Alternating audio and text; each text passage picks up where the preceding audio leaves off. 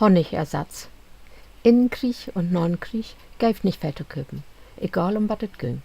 Man versorgt sich mit eigener Produktion.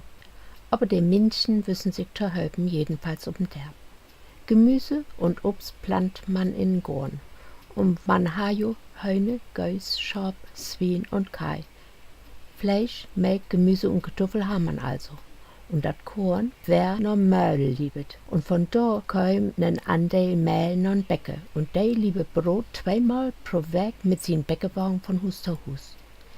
Inköpen können wir in Usenderb nicht. Et geif in viel kein Geschäft und kein Kiosk.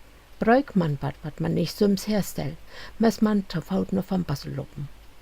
Wat man nicht sums habe, besonders begehrt, wie Honig. Im han wie nicht. Nu stell ein Imke mal ne ganze Riech Immenvölker mit sin Körper uswisch. Als de Imke sin Immenkörf mit Honig anfüllt afhol, leut he zur Belohnung ein schönes Stück Honig mit Waben da. Herrlich schmeckt de Wabenhonig, wär aber bald verteert. Wat heb ich von den Honigszweif? Dat Bickeln und koch Honigersatz und Buttermilch mit Zucker. Dat macht weet ich nicht. Jedenfalls müsst dat lang kochen und gereiert werden. Mir hat dat genauso gut schmeckt wie Honig. Irgendwann krieg ich zu Weihnachten n lütten Spell hergeschenkt. De funktioniert mit Wachslichter. Damit hab ich doch tatsächlich den Buttermilch Honig noch kocht.